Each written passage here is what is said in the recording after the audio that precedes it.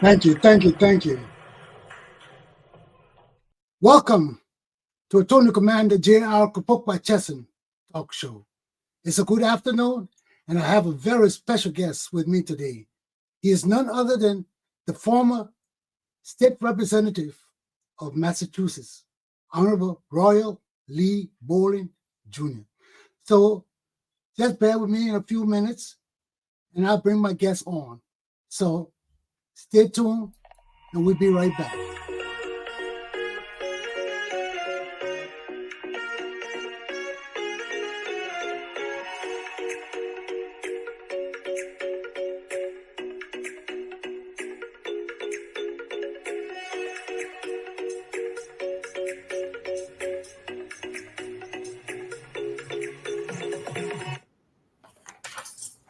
Ladies and gentlemen, I'm pleased to have with me this afternoon Honorable Royal Lee Bolling Jr., former state representative of Massachusetts.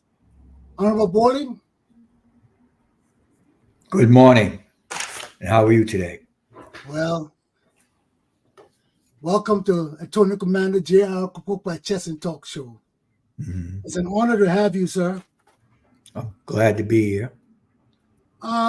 Honorable Bolling, before we start, can you briefly tell us about yourself? Well, I was first elected to the Massachusetts House of Representatives in 1972. I was the youngest serving member of the House at that time.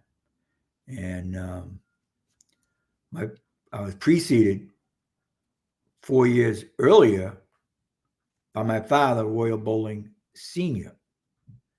And then when that happened, we became the first father and son team to serve together in the Massachusetts House of Representatives in the history of the state of Massachusetts. I served a total of 7 terms, 14 years as the representative from area called the Dorchester, Mattapan sections of Boston. And graduate of Suffolk University, bachelor's degree in business administration. I served on the committees of transportation, banks and banking, insurance, special legislative committees on labor. So I've had quite an extensive background in terms of, legislative activities and assignments. I enjoyed my my 14 years as state representative. It was really a learning experience and a growing up in that environment. Really taught you a lot. I met a lot of interesting people, some good, some bad, but it was very rewarding across the board. Good. Mr. Bolling, you are a Massachusetts statesman. Your father, the late Honorable Royal L. Bolling Sr., was a state representative as well. Your younger brother, Bruce, served on the city council for Boston, the city of Boston. Mm-hmm. Your family has a rich legacy in politics in Massachusetts. Mm-hmm. How would you describe that? Well, it was very exhilarating when my father was first elected. As I mentioned, he was elected before I was. So we always had exposure to the world of politics. We come home and then talk about what happened during the day, the issues, the people he met. He would take us out on community meetings. So before I was even elected, I had a pretty good sense of what to expect. So 4 years later, 1972, I was elected as I mentioned, the youngest state representative in Massachusetts at the time.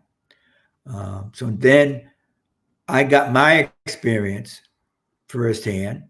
My father guided me through the process, taught me a lot, what to do, what not to do, who to work with, formation of partnerships and collaborations. So I learned a lot. Then the frosting on the cake was when my brother Bruce was elected to the city council of Boston. So it became the 3 of us, Royal Senior, Royal Junior, and Bruce, city councilor. Frankly, it was kind of confusing to a lot of people because, you get the last name Bolling, and, people call me the city councilor, call my brother the rep, vice versa. It was kind of confusing, but confusing in a nice way. So we worked as a team, and I want to speak to the team approach. The 3 of us were in office at the same time, and it was very beneficial. Okay, because what happened was we were able to set up communication among and between ourselves that benefited the district, so that we established a newsletter. Instead of having 3 separate newsletters, we had one, and it would concentrate on different issues in different areas of our districts. So that was a good outcome. It was really efficient in communication with our constituents. Roy, before you go, I want to find out something. What district did you serve in, and what district did your father serve in? Okay. I was in the 15th Suffolk district, which is Dorchester, the Dorchester Mattapan neighborhoods of Boston. Mm-hmm. My district was in my father's senatorial district. Ah. Okay. He was a senator. And then My brother's city council district was in my father's senatorial district as well. So that was a benefit because we could all concentrate on our respective representative districts. Okay. And this really streamlined operations in terms of meeting our constituents, uh, taking care of the needs of our community. It really made it efficient and very, very effective. Um, the benefit was that our staffs, we had regular meetings with our staff, regular training sessions. We would have common schedules among our offices so that we could really focus on the issues that impacted all of our districts at the same time. And this is what made us really effective in terms of building the community, servicing our constituents, and addressing the many issues that we faced, on a daily basis. So this unified approach was very, very beneficial to all of us. So I really do miss that. One of the things I hear about you when people talk about Royal Bowling Jr., they talk about your cleanup campaign that you initiated. Mm. And people seem to be so motivated and in remembering that. And when you talk about you, he started this campaign. It was one of the first campaigns in the district, and it spread. So tell us about it. Yeah. Well, when I first ran for office, um, I coined a slogan, bring back Blue Hill Avenue. For those of you who don't know, Blue Hill Avenue is a 4-mile stretch of highway here in Boston that forms the spine of the Black community. And back in the 1970s, it was really blighted, under invested, a lot of abandoned buildings. It was just in general disrepair, neglect, and it really bothered me because it was such a vital part in terms of commercial businesses, transportation, public transportation, and it was so impactful on the community, but it was really in bad shape. So my theme was bring back Blue Hill Avenue. In other words, revitalize it. And that was my campaign theme throughout the campaign when I first ran. And people were very receptive to it. And I won the election. What I realized was that it was during the period of urban revitalization. Urban centers throughout the country were trying to rebuild, reinvent themselves. And I didn't see any reason why Blue Hill Avenue, the heart of the Black community, couldn't be revitalized. So through my efforts, we got all brand new street lighting, new street design. Wow. Formed businessmen's associations along the route. And from that, Commander, what we did was it went beyond Blue Hill Avenue and it spread out to the streets, to the neighborhoods where we had annual cleanouts, community cookouts, vacant lots were cleaned up. So it really was a spillover effect from Blue Hill Avenue into the neighboring streets within the community. And it was really, really rewarding to see the amount of people who really were interested, but what they needed was some leadership, some hope to really get things going and bring up their spirits. So I'm very proud of that whole effort of community revitalization, and then what it really spurred in the later years. Yeah, a lot of people still remember that because even Mhm. when I was speaking to my wife Karen, Mhm. and one of the first things she said, when I served with Bowling, he started that campaign and he just spread throughout the other districts. Oh So yeah, yeah, yeah, she was motivated by that. yeah. Karen was very instrumental. Your wife, I'll tell you, she was really good. She was energetic, a good organizer. Really is. The people in the community just loved her. We had to, after the cleanups, we have cookouts. It was really, really a fun uh, affair, and your wife was really a key player in that whole effort. Very good. That's something good to her credit. Yeah. But so now that you an elder statesman, yeah, and you have done what you needed to do. Yeah. What do you think or feel needs to be changed or addressed in your state today?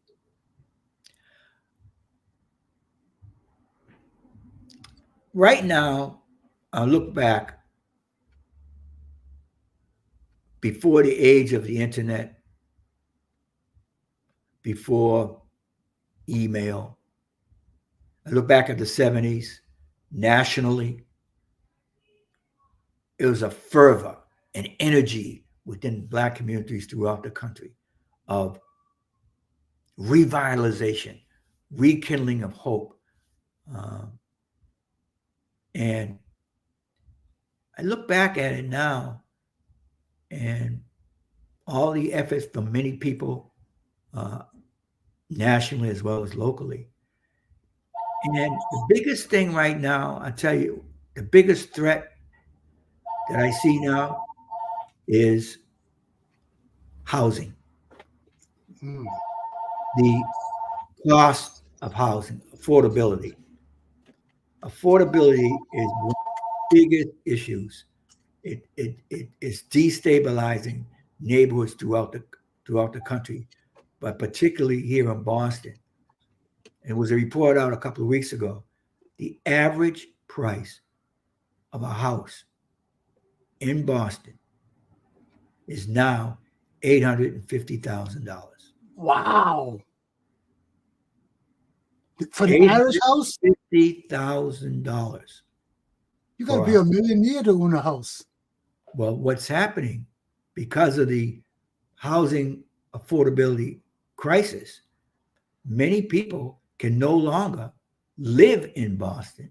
Number one, and I tell Wow. you from personal experience, my son and his wife looking to buy wanted to stay in Boston, searching and searching, couldn't find anything within their price range, ended up having to move outside of Boston, even though they both work inside of Boston.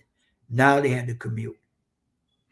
This is happening to thousands of people who want to stay in Boston, who want to uh, remain in their communities, particularly in the Black communities. They want to stay here because their jobs are here, their schools are here. It doesn't make sense to live way out and have to travel back in to your particular job or your child's school. It doesn't make sense. But because of the housing cost, it's destabilizing neighborhoods, meaning those who want to stay, those who want to buy and enjoy the neighborhoods can no longer do so and are being forced to move out. And this is a destabilizing effect, which is also contributing to gentrification of urban areas. Those who can afford it can come in and buy it, buy the property. Those who cannot have to move out, whether they buy or rent, and readjust their life, their whole life or their livelihood. And it's really undermining uh, Black political uh, development in urban areas throughout the country. And it's happening, it's a national phenomenon. It's happening in every major city Wow. in the country. Um, So that is, I see housing affordability as one of the major issues, We both even in having terms. problem. We're having problems with housing here in Rhode Island. Oh, well, you know what was happening? People from Boston were moving to Rhode Island Yeah. and commuting back here to Boston to work. Hmm. Yeah. Right next to me, I just saw a woman just moved there with a Boston, Massachusetts license plate. Yeah, I just saw it the other day. I was moving, and they just built that house right next to me. yeah, So you're right. People are moving here. So right. now, when you see it like that, our housing prices coming to increase too. Yes. So you're getting this. You're getting the spillover Yeah, from because Boston. that was happening in the 1980s. Because when I first came from Africa, houses were going for like 40, 50,000. Then people 40, started, 50,000, and people could afford it. yes. Then people They started coming raised their from families. Massachusetts. Yeah, and they could afford it. They raised their families. There was no big pressure on them to Yeah, assume great big huge mortgages. Um, but those, I tell you, those days are gone. yeah. But You people got started the coming in from Boston when they seen spillover. They started coming in from Boston. All the prices doubled. oh, $40,000 yeah, houses became 80,000, 60, 70,000. Now it's just going up and up. up and up, and there's no relief in sight, and it's really destroying our communities. You Yeah, know, because and increasing the homeless population too, because most people get tired looking for houses and being burdened with all the financial and ramifications. And they say, oh, to hell away, let me just go and live on the street. exactly. They don't have options, and Yeah. then if if you have a family, you have children, what do you do? Oh, I mean, that's a, it's uh, as Vice President Harris has been talking about. This is a national crisis which requires a large amount of money from the federal government to rectify. They have to build more housing to take the pressure off the housing market. They have to make it affordable. And, yeah.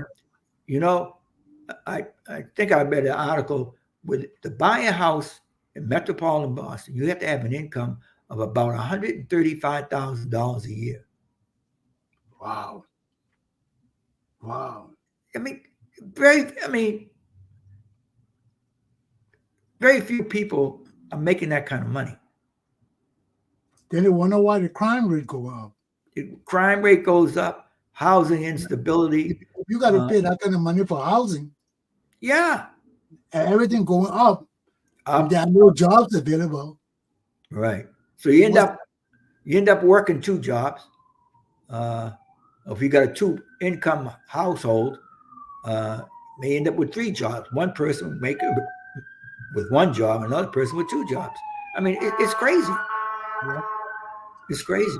So that's a destabilizing impact of housing, and I think that's one of the major issues um, that's negatively impacting communities of color in this country is the cost of housing, And and it needs to be addressed. it has to be addressed. Mr. Bowling, your family also live on Martha's Vineyard. Mm-hmm. You Mm-hmm. one of the permanent families in that area. Kind of Mm-hmm. describe your growing up there and whether you participated in the local politics. Well, Martha's Vineyard was, as you know, it's an island off of Cape Cod, Massachusetts, um, and 1959, my father went down and saw a house. House was empty, and there were taxes owed on the house to the city. Anyway, uh, you approach the city said, yeah, uh, we'll sell you the house. So he bought the house. Now, house is empty. No one living in the house. And so he had this idea that he was going to buy the house, fix it up, and with 2 houses removed from the ocean. It was going to be a summer house. And that was 1959. So since then, up until today, um, we've been enjoying the cottage summer home down on Martha's Vineyard. Martha's Vineyard really wasn't on anyone's hit parade. It wasn't the Riviera or anything like that. But there was a black community. Historically, there had been a black community on Martha's Vineyard, but there had been a small black community, primarily like public employees, civil servants, small business owners. And so we fit right into that group of people. It was very small, but we all knew each other. And in the summertime, spend our summers down there. And I can tell you, it was very, very enriching. We really enjoyed ourselves, going to the beach, fishing, and meeting people. But one of the things that really caught my attention, and I still remember very vividly today, is I had the opportunity to meet people of color from around the country, and how we shared many of the same experiences, and we looked at things through the same lens. I met a lot of interesting people who were, again, small business people, professionals, people who were really trying to enjoy life with their families a few weeks out of the year. And so I met a different type of different types of people of color, and it was very enriching for me. And I still get a enjoyment out of even today. You meet so many different kinds of people, and another thing is black people of color on vacation act differently. They're more relaxed. They're more less stressed out, and you begin to see a different side of people. And that really attracted me. People of color enjoying themselves with their families, enjoying life, not feeling the pressures of the larger society. And that's still true today. But I really do enjoy my trips to Martha's Vineyard. Before we conclude this interview, Honorable Bolling, what advice do you have for young black politicians in Massachusetts?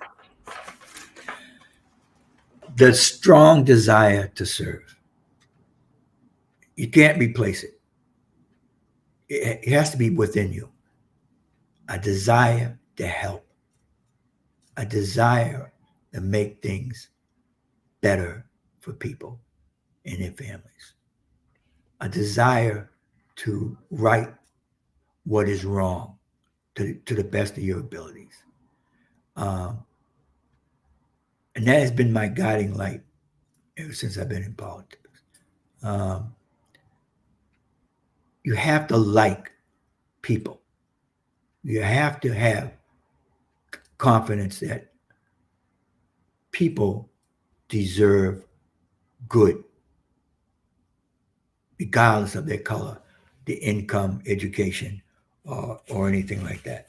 And then once you have the desire to serve, you must remain committed. Okay, and being committed over a long period of time is not an easy task.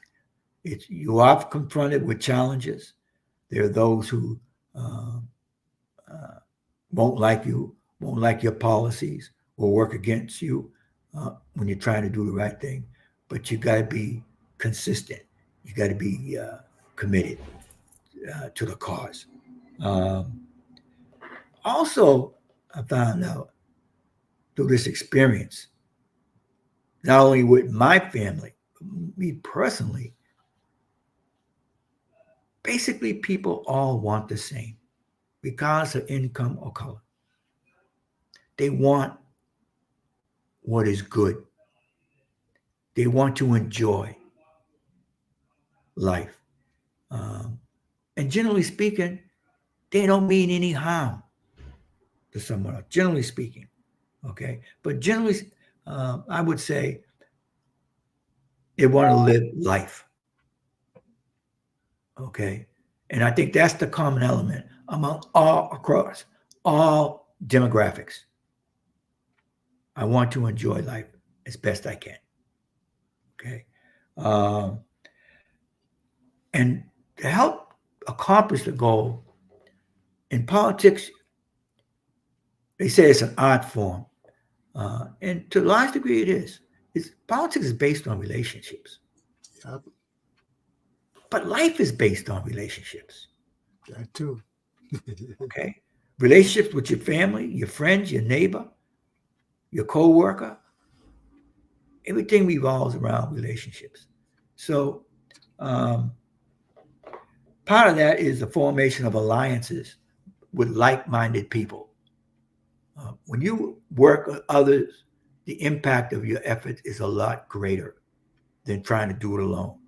And that's one of the things that I take pride in is the ability to align myself with others who share my vision, my values, my goals, my objectives.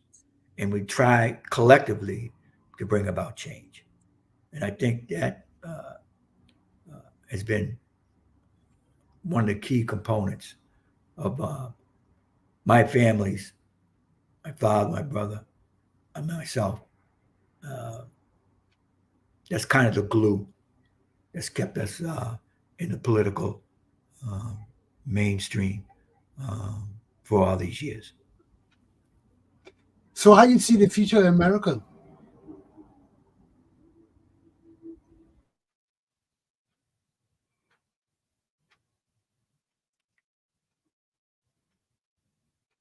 Mr. Bolling? Oh, yeah? Mr. Bolling? Hello? It looked like Mr. Bolling's computer froze. But anyway, ladies and gentlemen, I think that was his closing remark. Uh, it was nice having Honorable Bolling with me tonight. I think his computer is frozen. Oh, Yeah, Bolling, yeah, you were frozen just now. yeah. I don't know what Yeah, happened. yeah, Yeah. your computer froze. But anyway, it's good to have you back. I was asking you, I said, what's your view about the country? Um, right now, the country's in a big transition. Um, Perhaps a historic transition. Um, I think there are forces, national and perhaps international, who want to recalibrate, go back in time. Um, I think that there is a feeling that people of color um, have gotten too much, seen as threats uh, to the prosperity um, of others, and they're trying to recalibrate things in ways that hold us back. Um, but it's not going to happen. I think over the last, well, not over the last, it's been uh, generations that we've fought, we've progressed, sometimes faster than other times, small steps, big steps, but we're always on a path to greatness. It just takes time and consistent effort. But there are those who want to stop it. And I feel as though with this election coming up, it's going to be very, very critical um, that we all participate and vote and do the right thing. Um, they're not the forces that uh, aligned against us are not going to stop us. Okay, they'll just make it more difficult. Okay, but they're not going to stop us. So I think being aware of threats, being aware of the times that we find ourselves in, being vigilant, are essential elements that we must maintain over the next few years. Well, thank you very much, Mr. Bolling.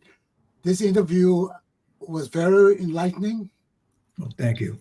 and I'm sure my viewers learned a lot from you. Mhm. I want to thank you again Mhm. and wish you a good day. Well, thank you very much, and to your listening audience, thank you for the opportunity. Have a good day, Mr. Bolling. Same Thank to you. you. Thank you.